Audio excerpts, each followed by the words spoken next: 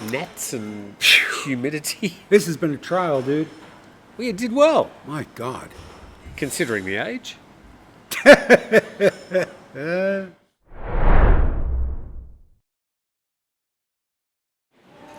Well, as I was saying before I was so brutally interrupted last week, welcome back to Grumpy Old Men. This is Steve Ross. Yeah, it is Steve Ross. I don't know who this is.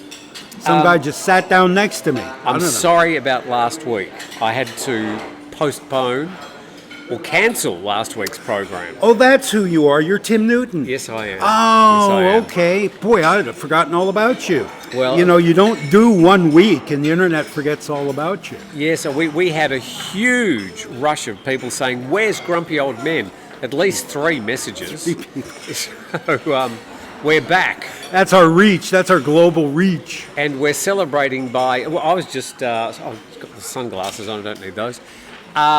We're actually celebrating we're about 115 number show by coming to a different location this week.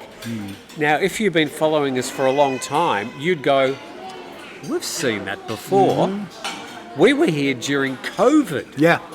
That's How many doesn't years it ago? seem like a long time ago? It does. It doesn't it? It wasn't. It was last century, wasn't it? You know, everybody was freaking out, and as soon as it's over, we all forget. Then we move on to the next Disaster. thing, whatever it is. Yeah. It's sort of happening at the moment, I think. Yeah. There you go. So, But yeah, it was absolutely empty. We were here for like an hour and a half that day. There was nobody else in this room. Now every single table is full. This place is slammed. There are people who standing in line to get a table, wondering why these 2 old white guys are occupying this table long after they finished their breakfast. we're at Le Corral, L-E, like sort of French, Coral, C-O-R-A-L. Yeah, I wonder what Le the Corral. French is. The word for coral in French simply coral, and you put the accent on the last syllable to give it a But you got to go, Le Corral, Le wow, and have a cigarette hanging on your mouth. Yes. Oh, speaking of très which, bien. I went to George Pizza last night Ooh. to have a pizza, and but I gave the right instructions, like giving the AI the right prompt. If you give them the right prompt, it's quite good.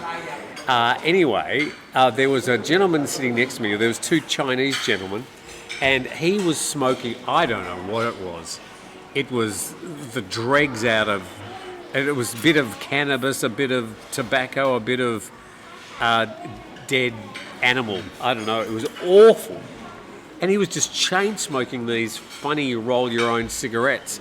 And I sort of, gave them the glance. It didn't work very well. And they kept on doing it. Oh, God, what a way to ruin your pizza. Anyway, in passing.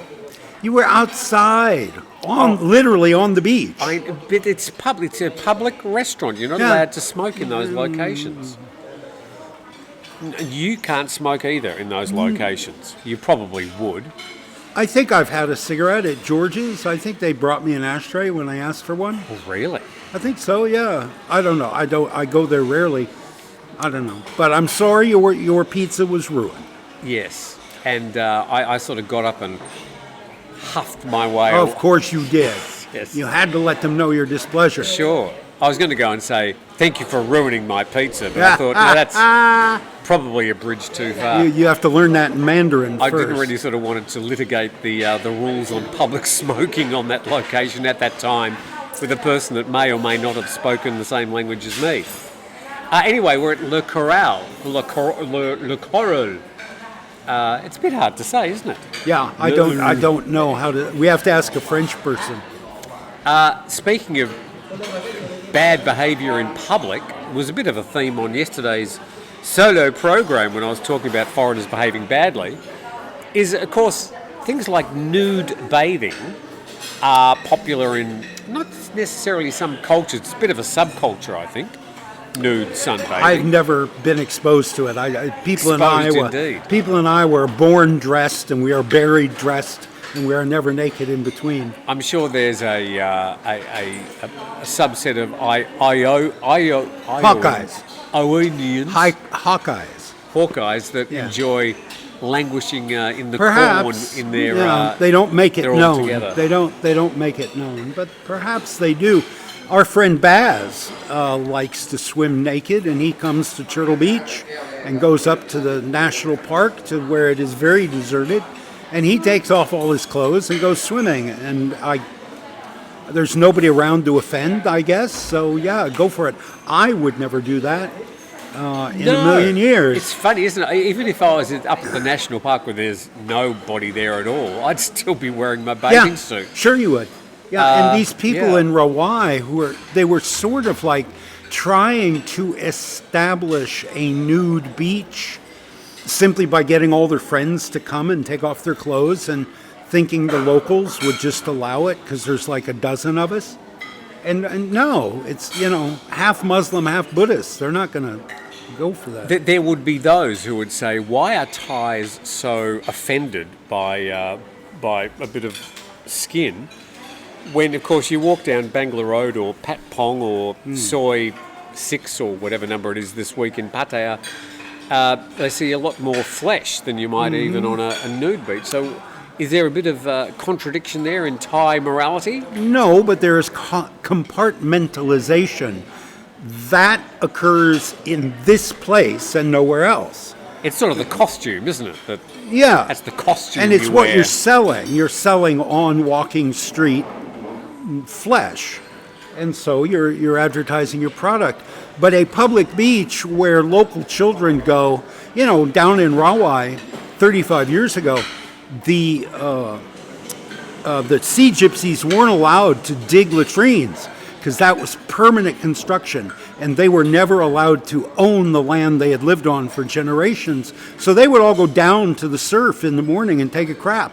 The whole village squatting in the shallow water taking a crap. But that is where they're complaining about nudity today. And I don't know, maybe it's a product of this very piquant right now frustration with the way that foreigners, tourists particularly, behave in Thailand.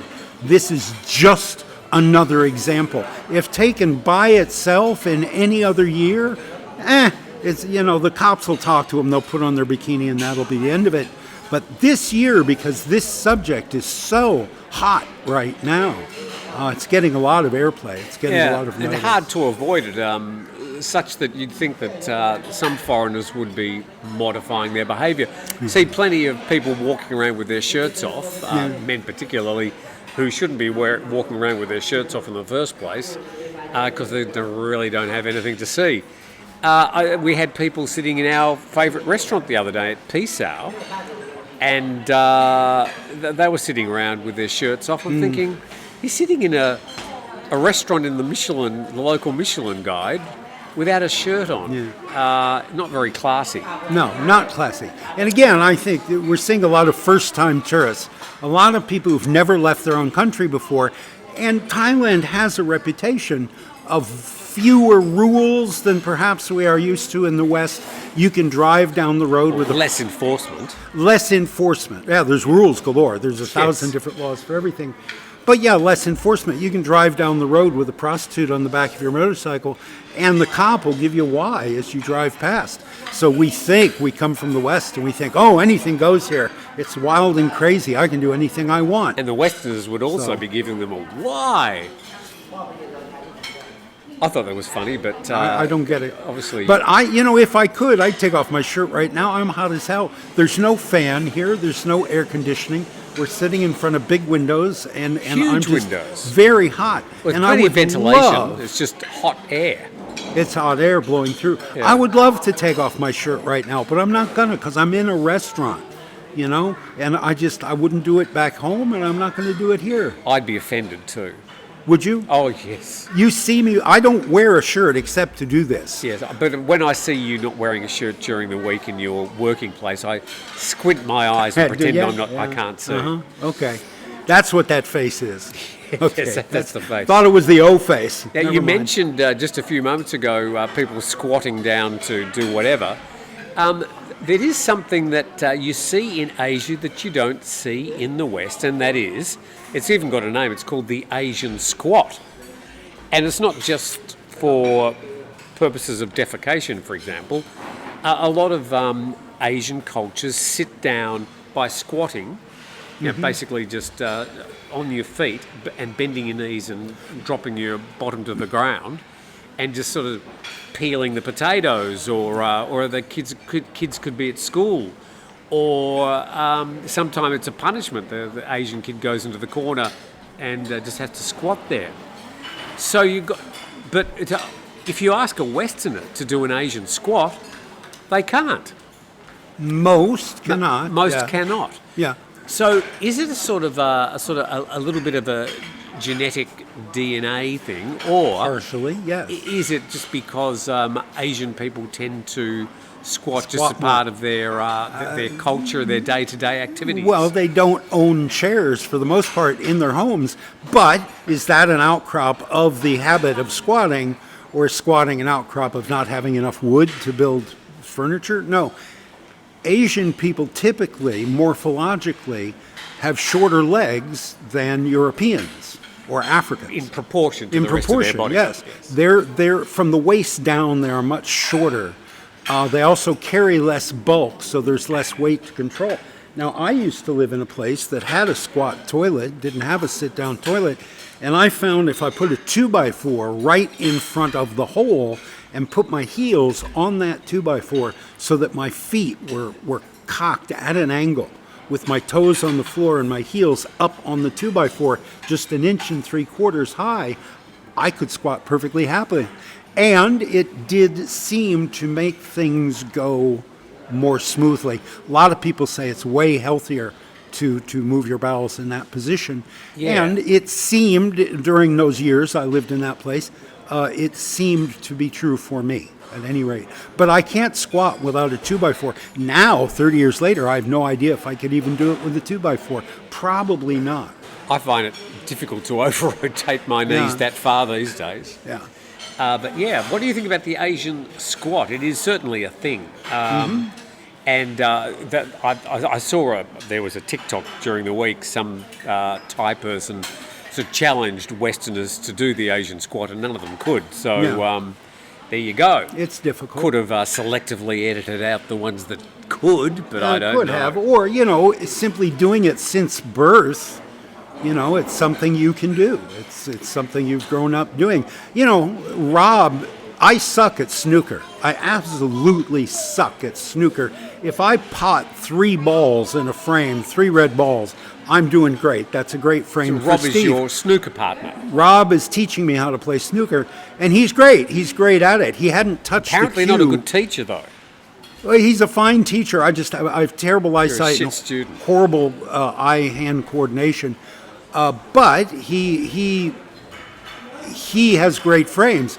He hadn't touched a cue for 20 years, but he grew up in Australia playing snooker. He just has hundreds of hours more practice than I do, and that makes a difference. So I suppose squatting is the same sort of thing. If your mother trains you at potty training to squat, then you grow up doing that, and it's comfortable and it's natural. So you never thought you'd have a time today, whatever day that you're watching this, where you'd have a comparison of Asian squatting and snooker. So much bowel movement talk. You go into any Asian airport and sometimes you will see the footprints where men have gone into the men's room, Asian men, and they've stood on the toilet and squatted because they just feel more comfortable doing it that way. So you'll see their footprints, their shoe prints on the seat of the toilet. Yeah. Well, who wants to sit on a seat that somebody else has sat on anyway? Yeah, there's that too. Hover. You know how they define different generations of people? There's Gen X and there's Gen Y. Yeah. And there's Millennials. And now we're looking at Gen Alpha or something. We've gone all the way through the alphabet. Yeah, but now I think it's Gen Alpha again. We're now, according to a new definition, we are not baby boomers anymore. No. They now are defined as coming before us. We are you ready?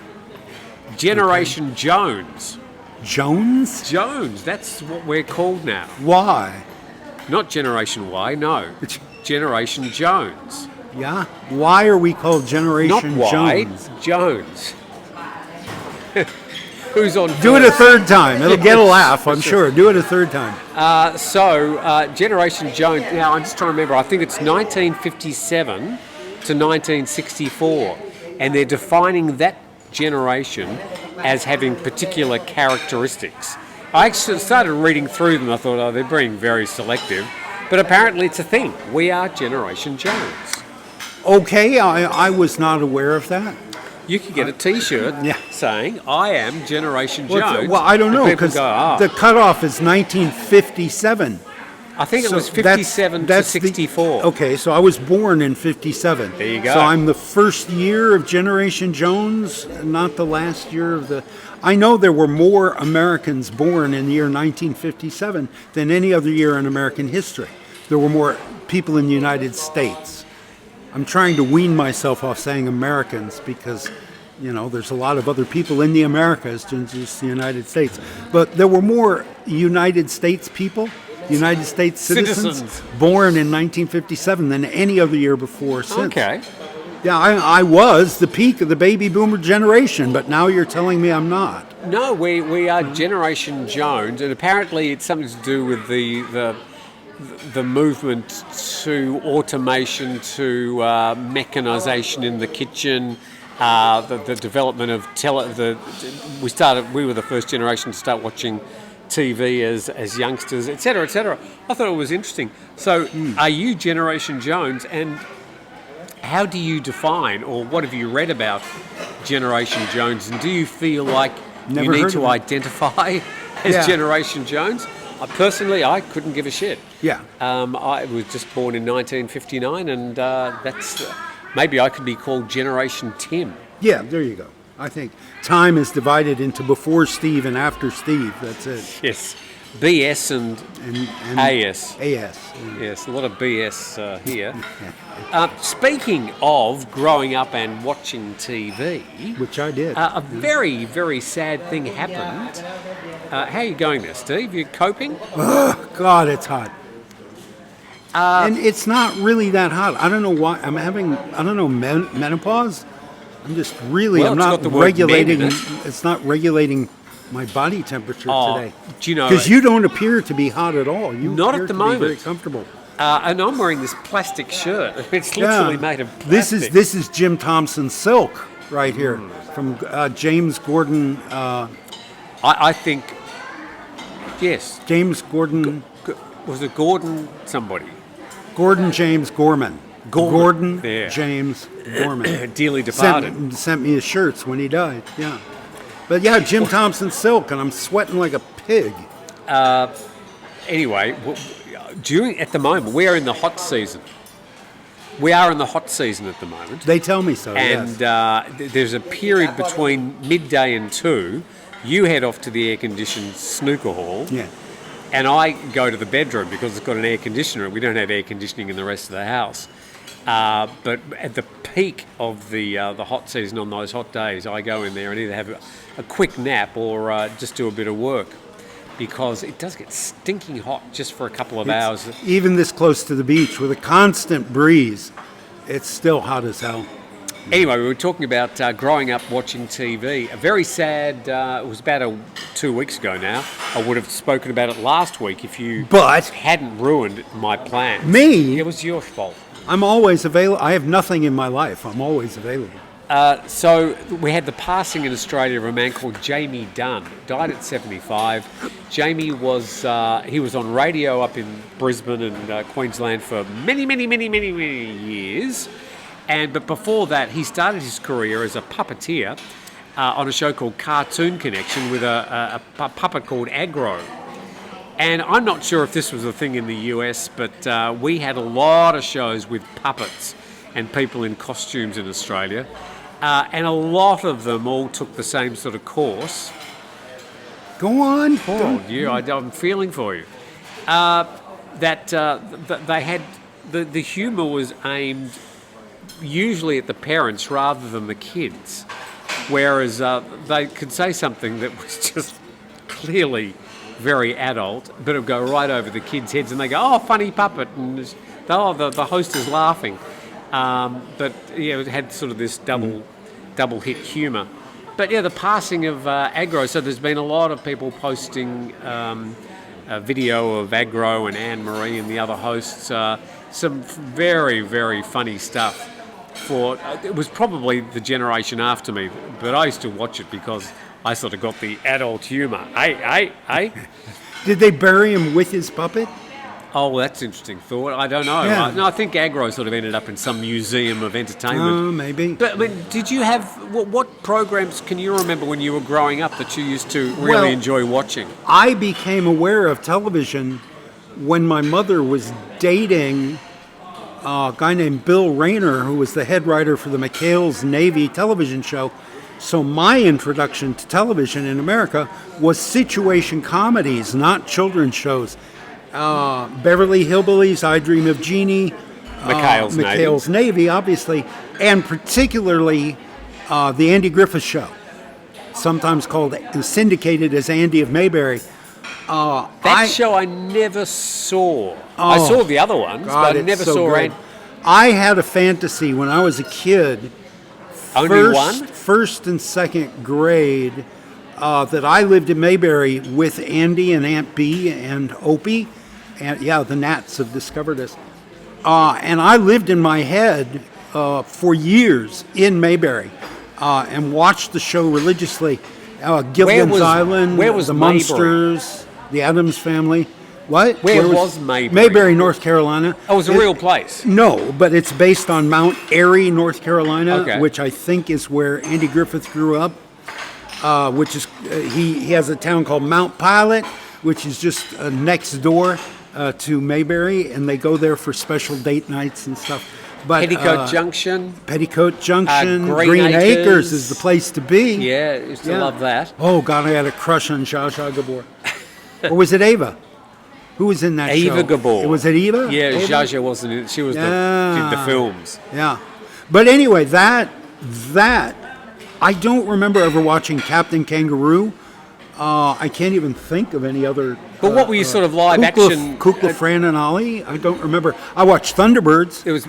I remember Thunderbirds. Okay. But I love the models. Rogers. He was. Oh yeah, I think I was a little old. Sesame Street, Electric Company, and Mr. Rogers, I think came after my childhood.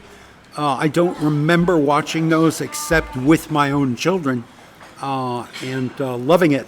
But we really had loving it. Quite a few of these puppet characters. There was Hey Hey It's Saturday in Australia with Ozzy Ostrich was the character. Again, the sort of double entendre humour. Not an emu?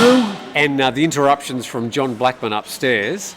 And then it was an ostrich, not an emu? Was an ostrich. Ozzy the Ostrich.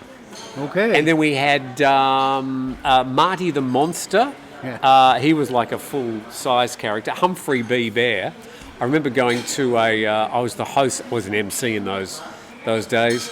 Young and handsome, hair flowing. We'll have to take your word for that. And we had Humphrey B. Bear, or Humphrey B. Bear number 14, who was franchised out, and he was the one who had to go to that funny little festival in Mornington. And Humphrey B. Bear there was a man inside it. No. Don't look at the lady. That's rude. She, especially with her husband with her. You don't know what their relationship is. I could be your brother. I know that Could be she your would bodyguard. not be interested in you. That was unnecessarily cruel. That was really mean. Unnecessarily true. Oh, man. Anyway, we talk about Humphrey B. Bear. So Humphrey B. Bear number 14 was rented out to this Mornington fair. And ladies and gentlemen, Humphrey B. Bear. And he came out. He had spent the last 2 hours on the Terps, sitting in the room with the head off. Oh, for a hot summer's day here. And anyway, he turned up and he came on stage and I went, oh my God, he's pissed. And Humphrey didn't talk. So everything sort of was done with nods and clapping hands. Oh, hi, Humphrey, how are you feeling? I went, oh, God, this is going to be a difficult 5 minutes. And I had this script I had to stick to. Hi, Humphrey, would you like to say hello to the girls and boys? He was standing sort of slumped, and the poor old fur costume had wrinkles, he was sort of leaning over. And he got so pissed off with the situation, he took his head off and kicked it into the crowd. Whoa. Screaming kids. That's it. He's done with showbiz. He's done with showbiz. Humphrey, number 14, never worked again. I'll bet. But I had memories forever of those horrified kids coming to see their idol, Humphrey B. Bear. But Humphrey, he took his head off and kicked it into the crowd. Not sure who caught the head. That would have been worthwhile. You never guess what I saw in Mornington today. There's some 70-year-old woman in Australia who's got that head in her living room, and she tells the story to everybody who visits. So, children's TV, we did have a lot of these live puppet characters and these afternoon programs. There was another one with Claude the Crow. If you're in Australia, I'm sure you'll remember some of these characters. Or if you're from another country, did you have these sort of puppet characters that had the sort of double entendre humour? It looks like America missed out. Yeah, well, we're prudish.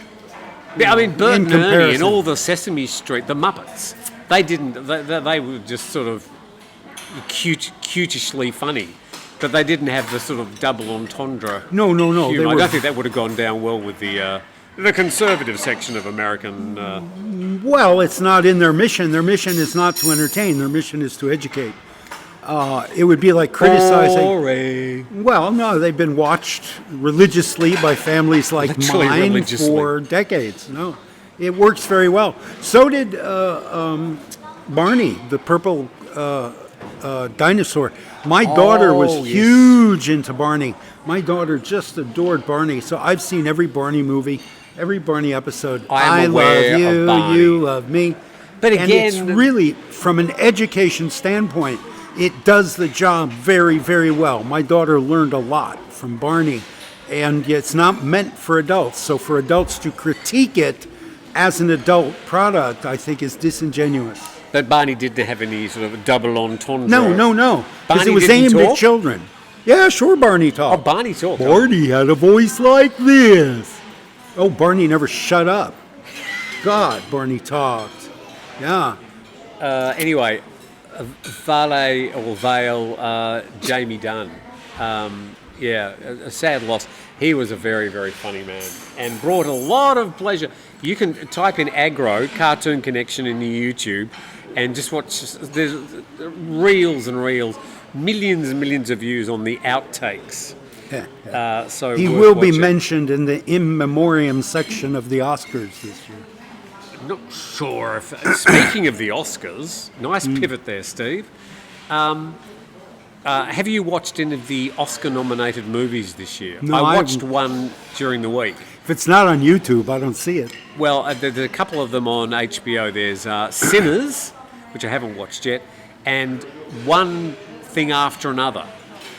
One battle after another, which I've watched about an hour of, and I'm not really sure why it's been nominated for an Oscar.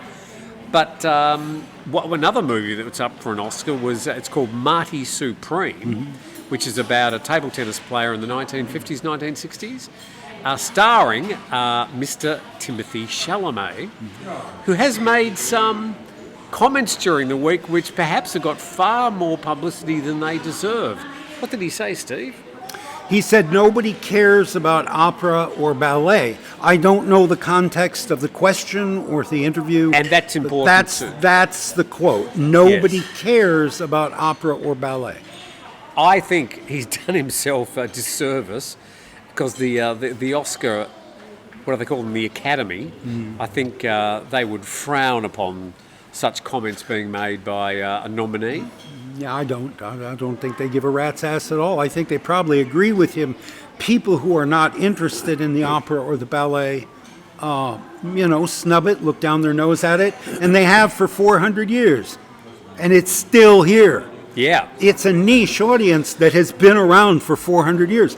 They will still be selling tickets to Swan Lake 100 years from now.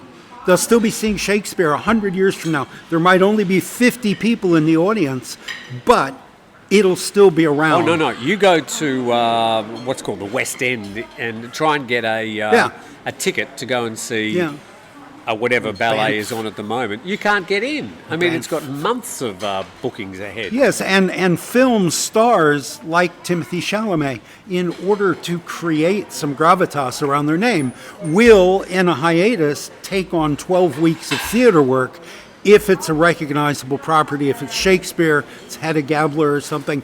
A big movie star will take an enormous cut in pay to get that credibility as an actor that the stage provides, and to get the feedback. The immediate feedback of an audience laughing at something you've said is really, really addictive. It's really moving and really, really striking. And people who, if you're an actor in the film industry or the TV industry, you don't see the audience. You never interact with the audience unless they accost you on the street And you might and have to do demand an autograph. The same line 38 times. Yeah, to but give the director a on different stage, those people, you can hear them breathing, you can hear them farting in the audience. You are this close to the audience, and that's a tremendous rush. And the audience can hear you farting on the stage. Yes, and that they has can, happened. if you have to. Yes, It's some very, very funny stories. though it's a lot easier to control your tics. I've known two actors who had tremendous stutters, didn't stutter on stage. People with Tourette's play Isn't that interesting? Yeah, they'll play musical instruments or act, because if it's a rehearsed thing, you control your tic and you don't shout. So they're playing a character, and the character doesn't have Tourette's. the tic, Yeah. or Tourette's, or stuttering. And they've rehearsed the lines over and over, so they interesting. just don't. The tics happen in spontaneous speech because the fault lies between the brain and the speech centers, and that doesn't happen when you've rehearsed something. It's body memory, and they just don't. So they'll go into the performing arts because that's a time when they're not afflicted. Farting, sneezing, I don't know. You rarely see an actor sneeze on stage. I know that. We're sort of pivoted somewhat from Timothy Chalamet's. the response to I his think comments. I think it is an ill-considered comment, not because of what the Academy may think, but just because what people who understand Western culture will think of him. He's somebody who's never been to school. He's been a performer since he was a child. He doesn't know a lot about the world outside of the set, the sound stage he's working on. And, he's just not aware of the things like that. But again, and I think this is just an ongoing problem, is just a passing comment. And he himself acknowledged straight after he said it, I've just, lost half my audience. He was like joking, laughing it off. And it was just a passing comment. But of course, it gets amplified. That 5 seconds gets cut out and played over and over again and shared. And the ballet and opera world are in a frizz with their hair on fire because of the comments. And everybody's got an opinion on what they thought about Timothy Chalamet and the opera and the ballet. My daughter was a huge bunhead. Bunhead. Which is what young women who dance the ballet Because call the hair's up in a themselves. bun. And there's a lot more women in ballet than men, obviously. There's a reason why Swan Lake has 12 swans and only one prince. We like watching women in skimpy clothes dance around on stage. But my daughter was so into it that we pulled her out of school, her junior year of high school, to homeschool her so she could spend 40 hours a week in the dance studio. She had a tremendous audition at a place called the Lines Academy in San Francisco that feeds into the San Francisco Corps de Ballet. And she got this audition, first young woman in Iowa to get this audition. And so we pulled her out of school, and she was preparing, and she leaped, and she came down wrong on her left knee and blew out her ACL. And that was the end, in a moment like that, the end of her dance career. It's like an athlete. It can end any moment, just like that. So a great movie was made about the ballet. Billy Elliot. Yeah, dance, Billy, dance. Great movie. If I could do an Irish accent, I would do it. Dance, Billy, dance. Black Swan, The Red Shoes. Ireland. I don't think they were. I think they were in like northern England. I don't think they were in Ireland. Oh, okay, my bad. It's been a few years. Somebody will know. Been a few years, yeah. Where was Billy Elliot from? I don't know. Have you gone to see the opera or ballet recently? I mean, a lot of people have never been. I enjoy both art forms. I don't sort of go out of my way to go and see them, but if there's an opportunity, I'll Yeah. go and watch because they are an amazing art form with people at Yeah. the peak of their skills. Now, I enjoyed them both very much as a young man. I worked the opera. I had a contract at the Manhattan School of Music. Did 3 operas at the Manhattan School. Did Drop props. some names. Drop some names. Did props. No, Rudolph nobody famous. Nureyev. No, it was all students at the Manhattan School of Music. So Baryshnikov. somebody might have become famous since then, but I wouldn't have any way of knowing. But my point is, I, like everybody else now, have been trained to have a 3-minute or even 30-second attention span. I don't think I could sit through the entire Ring cycle or Swan Lake and just sit there and watch a single piece of media.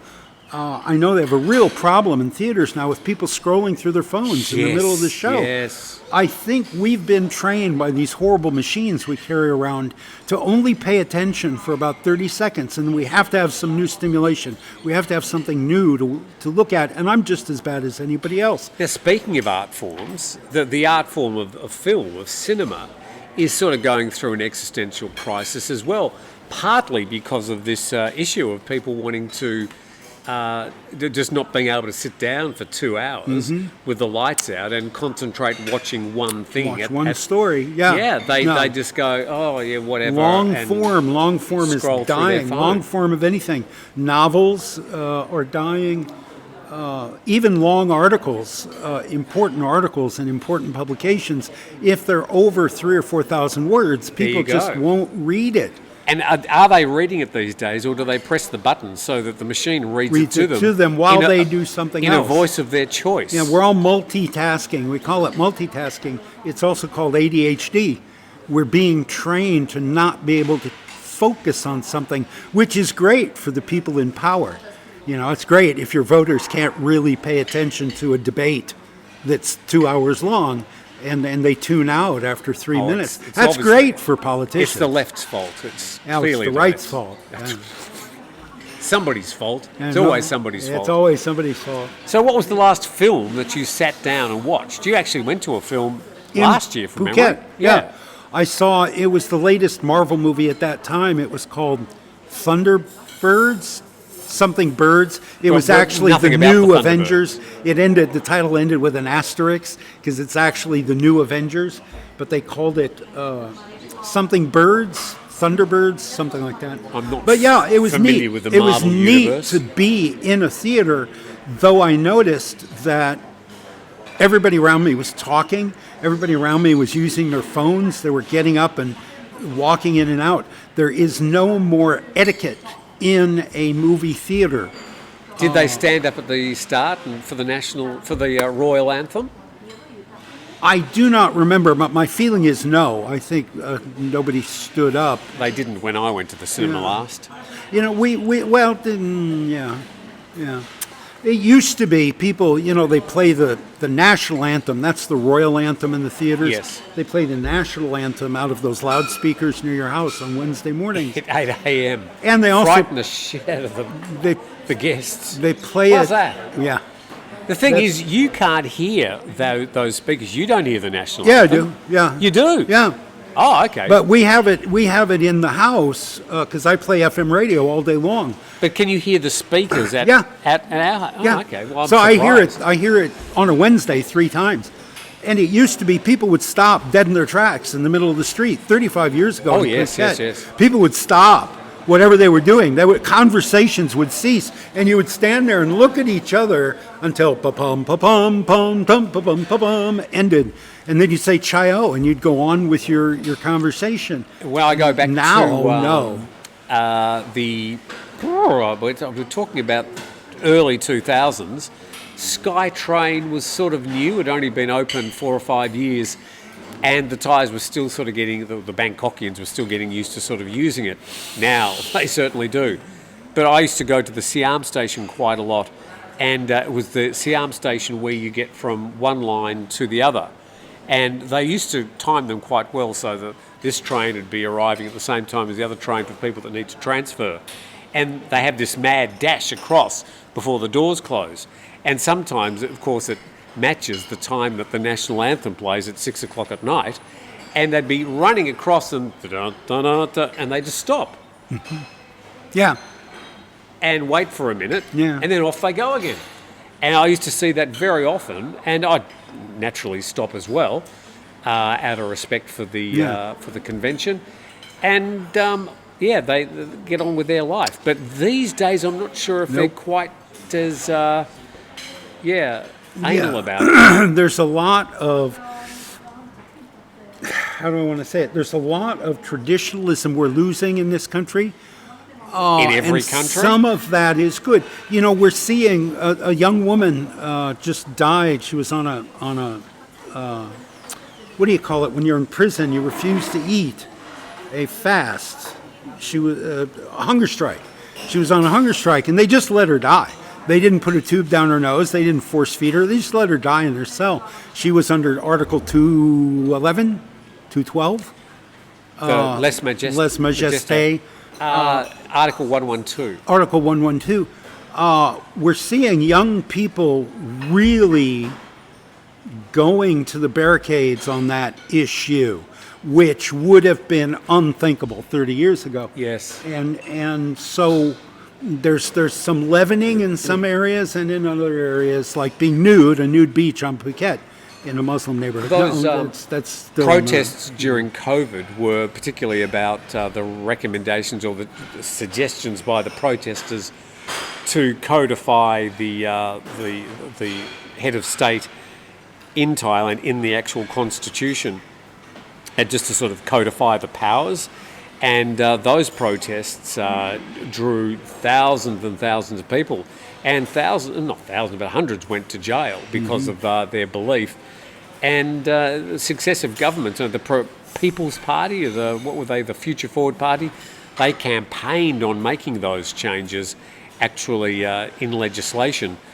And that prevented then the elite were able to find ways of finagling them out of the other system. Yeah. So this time the People's Party, they stood and they didn't include any of those issues, and they didn't get the highest number of votes. So, damned if you do and damned if you don't. But I think the trend is toward liberality and modernization, and I think eventually we will get there. And we see, not to tread on toes here, but we see what's happening with traditional heads of state in the UK and how that seems to be sort of winding up. And maybe it's something like that here, I don't know. Tell me what you're actually saying here. I'm trying to read through the the pivots, but God, these gnats. I told you should have a bath before you come next time, okay? We ate. Once a week is not enough. There's dirty dishes on the table. So are you saying because I think the person who used to be Prince Andrew is now been caught up in this Epstein, and that's drawing bad publicity to the monarchy, and their reaction hasn't been quick enough? Well, no, they supported him. They gave him £12 million to get out of trouble. Mum did. Yes. Maybe they didn't know the extent of the... bullshit. Okay. They've got a massive security force working for them. They've got a massive intelligence gathering service working for them. They didn't know what he was doing. Everybody in the tabloids knew what he was doing. Every cop knew what he was doing.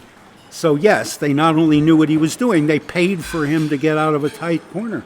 So I think this is spelling the end of something that we've all grown up with, and now it is changing.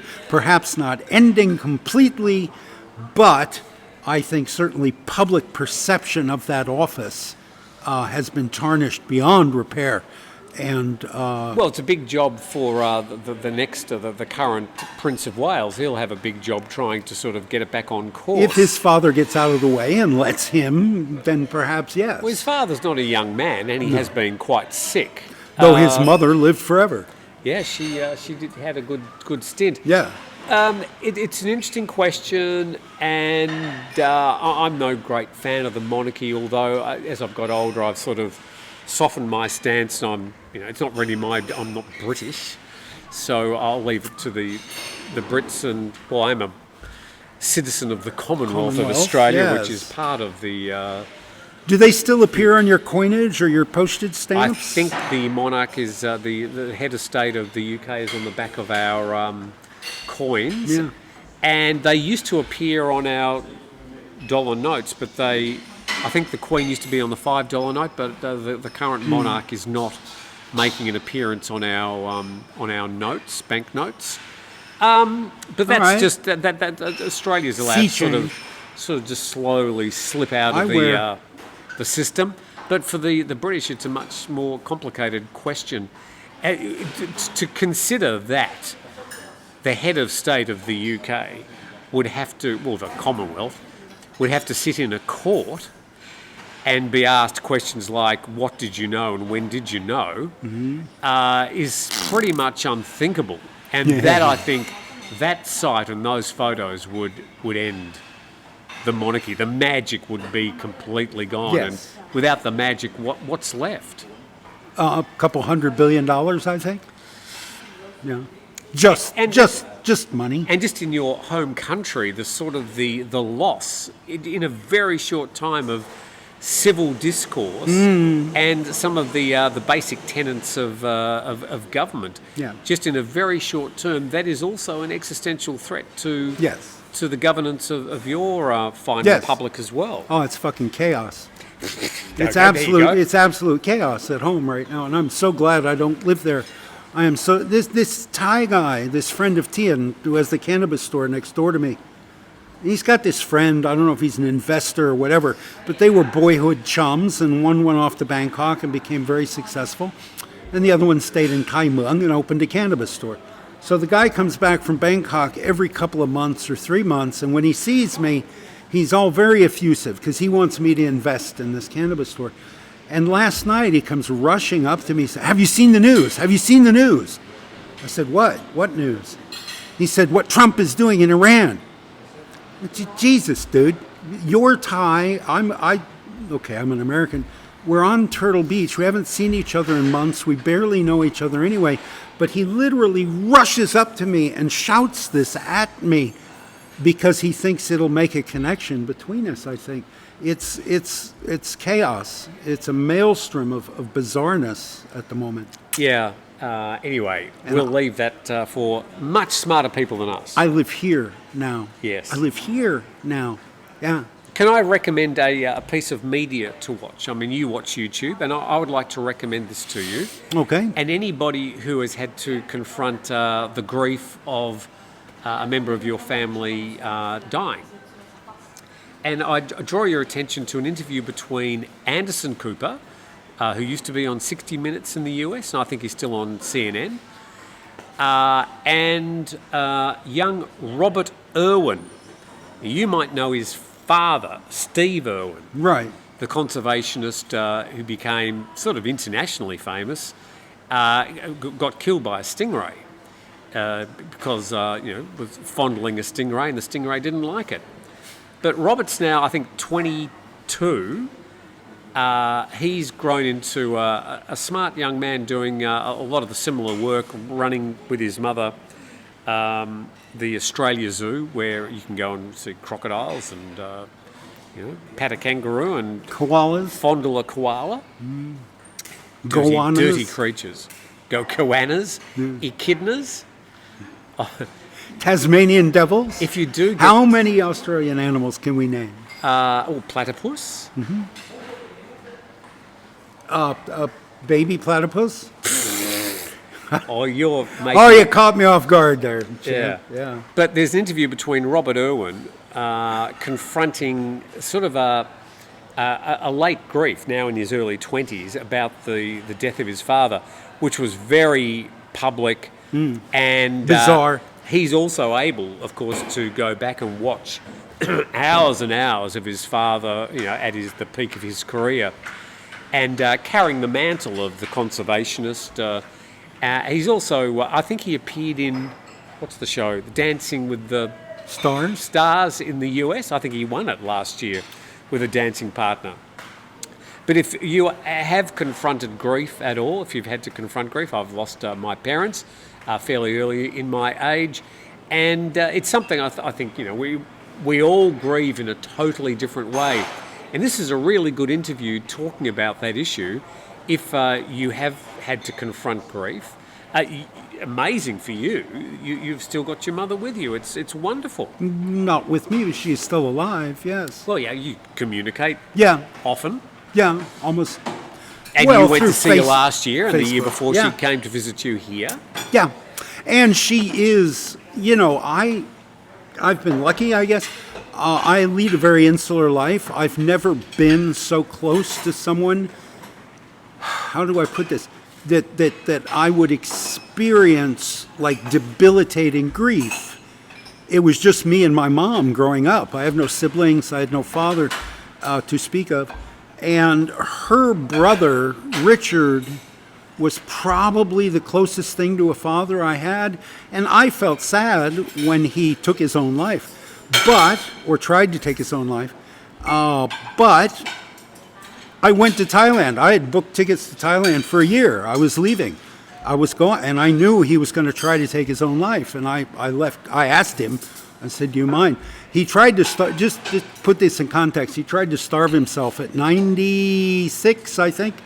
He was a doctor, he's a physician, an ethicist, a medical ethicist, and he'd been writing in the Journal of the American Medical Association for decades. When my time has come, when I'm ready to die, I'm going to stop eating and stop drinking. Within 3 days, I'll be comatose. Within 5 days, I'll be dead. I'm a doctor. I know what happens. He lived 9 days. No liquids, no food, 96, 95, 96. Lived 9 days. And when he finally started taking juice, his kidneys had shut down, and he eventually died of kidney failure. While all this was happening, I was sucking down fried prawns in Thailand. So I've never, I don't think, experienced that kind of grief. And I have no idea what my response will be when my mother shuffles off her mortal coil. I'll be here.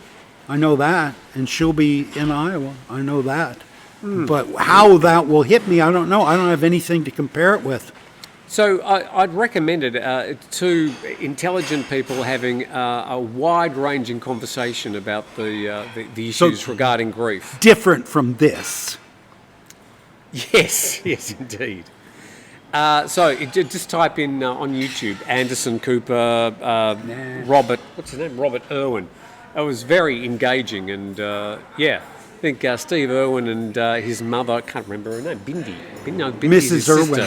Mrs. Irwin, brought up a thoughtful young man. So, good interview if you want to watch something a little bit interesting. Have you got a couple of Steve Got It Wrong for us?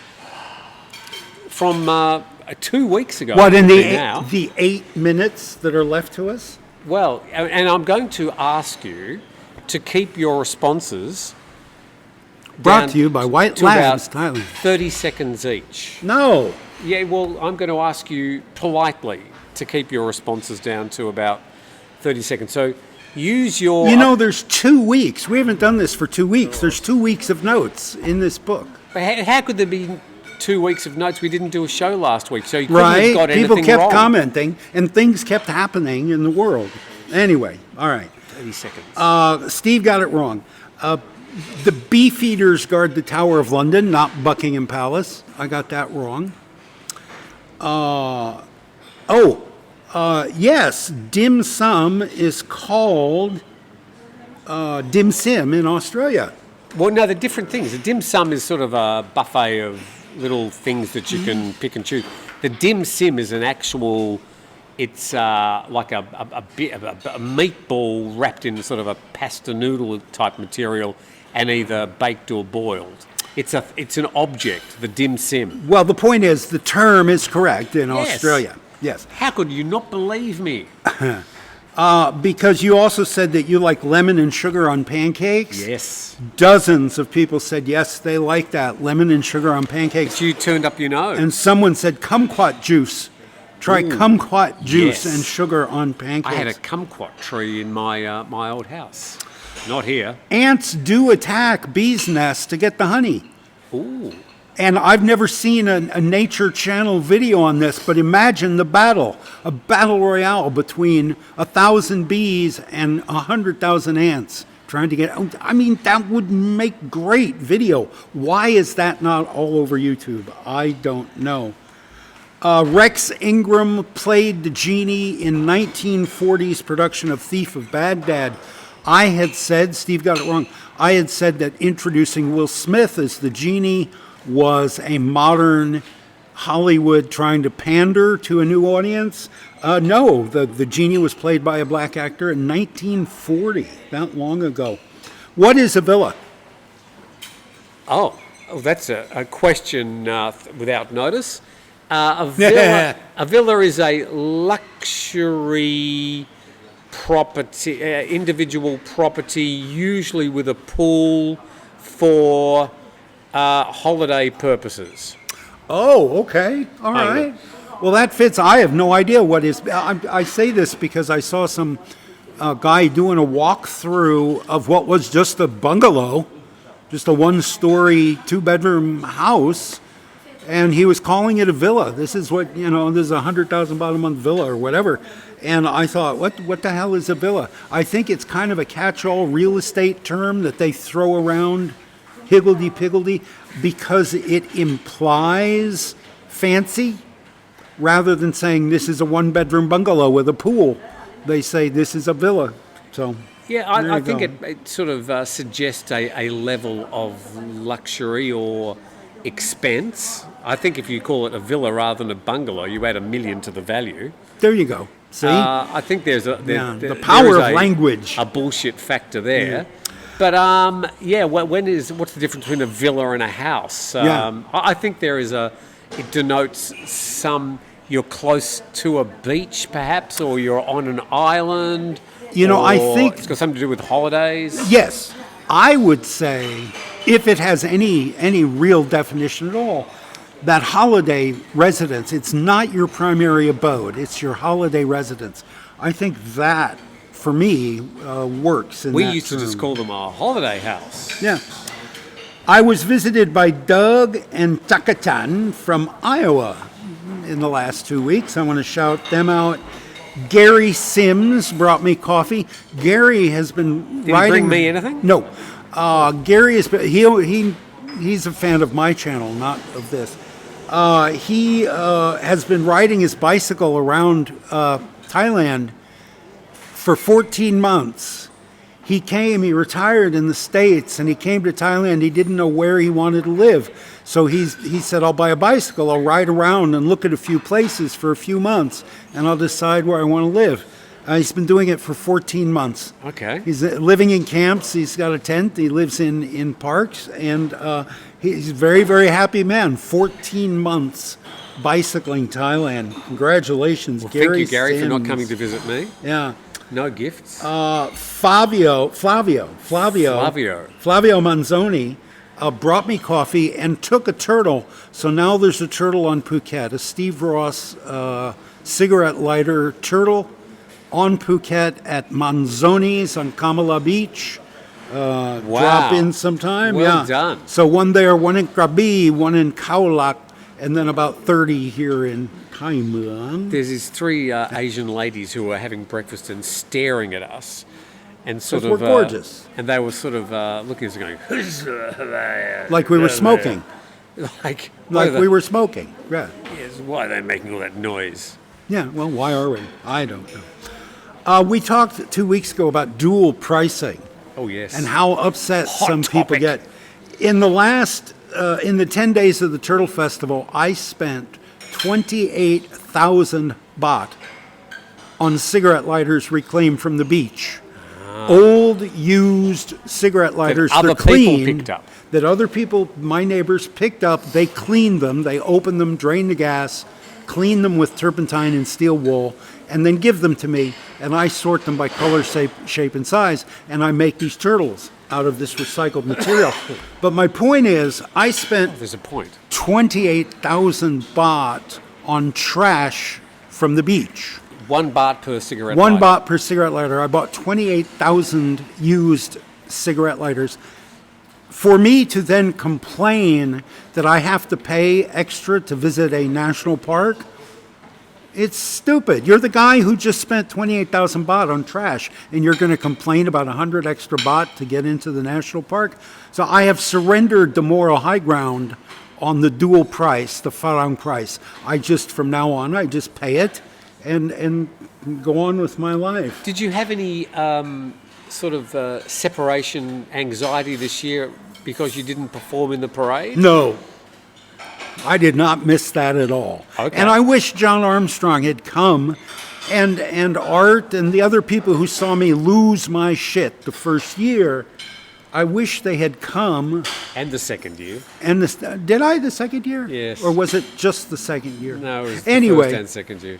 Anyway, yeah, I think I would have liked John to come and Art to come and see me just be normal Steve and not performance anxiety Steve. There is normal anxiety-ridden Steve as well. Yes, there's normal anxious Steve as well. Yes, yes. But at any rate, yeah, no, I did not miss the parade, and neither did a lot of other people. It was only about a third as many participants this year. There was a lot very different about this year's Turtle Festival. Oh, yes. And that the was locals one are of the talking things. about it. Yes, of course they are. Yes.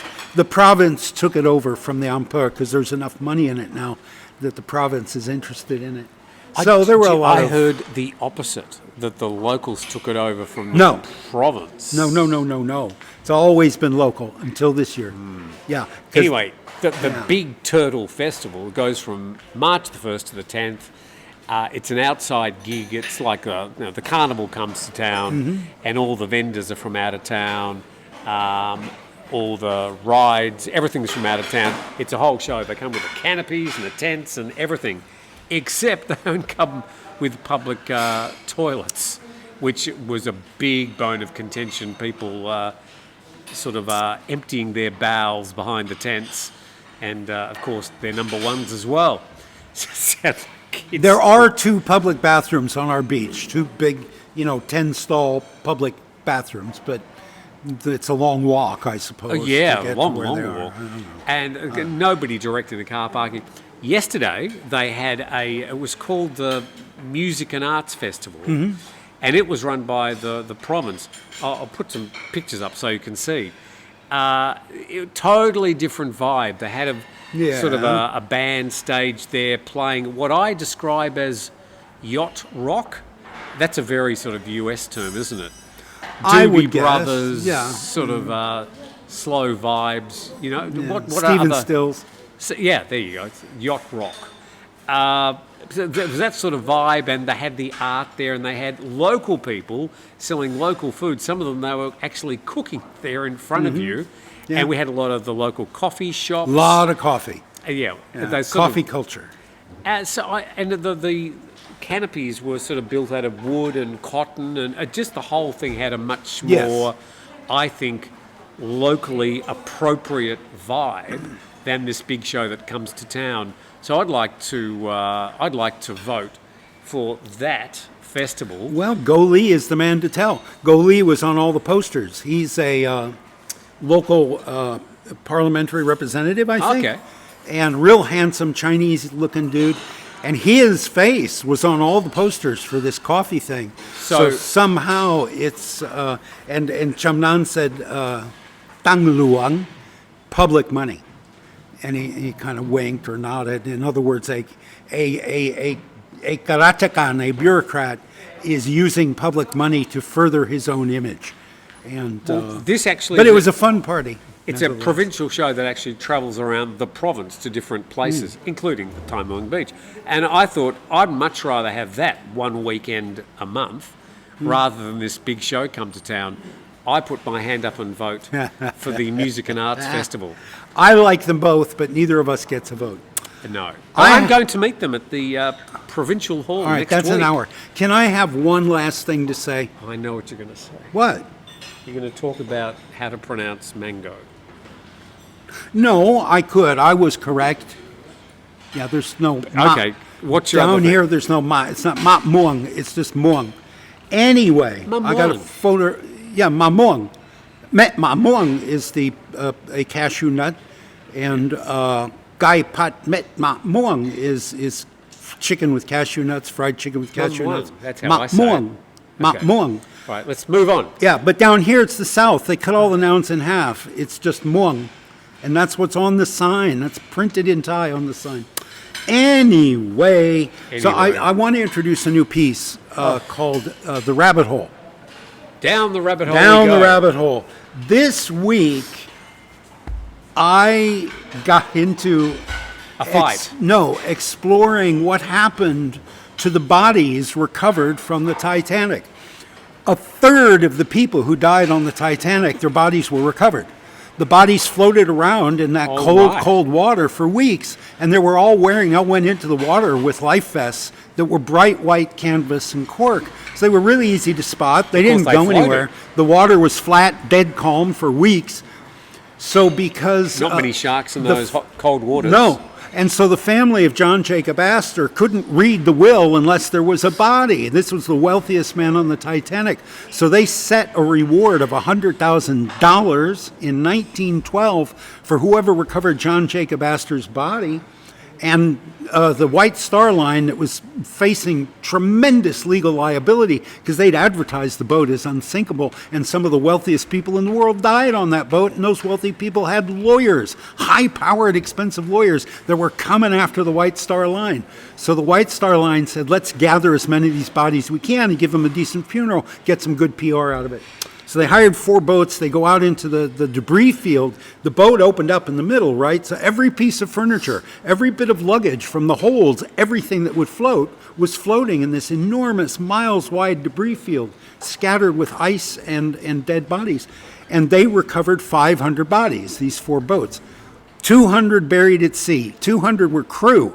And the crew had all signed contracts with the White Star Line. If you die on a voyage, they'll bury you at sea.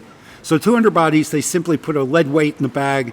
They had a priest and a mortician on every boat, and they dropped them in the water, said a few words, dropped the crew in the water.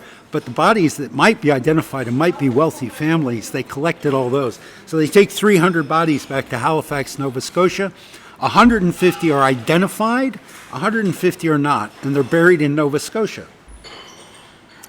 So here's what I'm getting to. Yeah, okay, I'm This waiting. is the fun bit. Right. No, I mean, did you ever in your life consider that there were 500 bodies? 1/3 of the victims of the Titanic, they got their bodies back. In my did mind, you ever think of that? I sort of thought most of them would have gone down with the ship. What, but of like course- Jack, right? Yeah. They went down with Jack, but they were all strapped with cork. They Yes, all the bodies, yes. even the drownings, they all floated, right? So what happened? So 150 bodies are unidentified, and they're distributed among the Catholic cemeteries and Anglican cemeteries in Halifax, Nova Scotia. 10 bodies are delivered to a local rabbi for burial in the Jewish cemetery. Unidentified boys and men. Can you guess why they thought they were Jewish? In 1912, if you're circumcised, you're either Mohammedan or you're Jewish. Right. They had 10 unidentified boys and men who were circumcised. So they turned these bodies over to the one of 2 Jewish rabbis in Halifax, Nova Scotia in 1912. Well, the other rabbi gets pissed off because he didn't get any Jews to bury. And so he goes at night to the curling rink, which is where they're keeping the unidentified bodies on the ice in the curling rink. And he grabs 10 bodies and he identifies them as Jews, and he takes them to the Jewish, in the middle of the night when there's no one there, at midnight. He goes with 3 carts and some of his followers. The next morning the sheriff comes, he finds the bodies, they identify them as not Jewish, and they take them back to the curling rink. And then they bury the 10 they have. And of course, these become points of pilgrimage. Anybody who's lost anybody on the Titanic will go put a rock on a gravestone or a flower on a grave. Any place you've got pilgrims, you've got money being made. So every congregation in Halifax, Nova Scotia in 1912 wanted bodies, right? And so this brings management of this money-making opportunity brings the 2 Jewish communities together, and to this day they are a single Jewish community governing this Jewish cemetery in Halifax. The Nova art of Scotia. unintended consequences. But the idea of rabbis at midnight pulling down shrouds off hundreds of corpses, looking at their penises. their penises to see if they're Jewish or not, and then repeating it in the cemetery under daylight and deciding, no, this guy's not circumcised. It was just very cold water. Was Right? there room for Leo on the wood crate? Well, that was there's a conversation about what that piece of wood was. It's modeled on a piece of paneling from the grand staircase in the Titanic. So we see it earlier in the film. When they come down that grand staircase, we can see behind them that piece of wood that she ends up floating on. And yeah, I think there was probably not only room on that piece of wood, but like I said, the sea was full of floating furniture. It was full of floating bits of wood. But the idea that being on top of a floating bit of wood would save you from the cold and from exposure. Everybody went in the water in their pajamas. Everybody that wasn't crew and dressed in a uniform went in the water in their pajamas.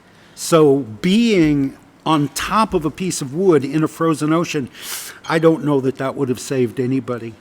Yeah, I think you're probably right. Yeah. I'm always right. When you've known me longer, you'll problem realize. with that movie, what is it, 1996 Titanic? The problem with it from the outset is that you know the ending. And I mean, I got about 2.5 hours into it thinking, oh, for God's sake, just sink.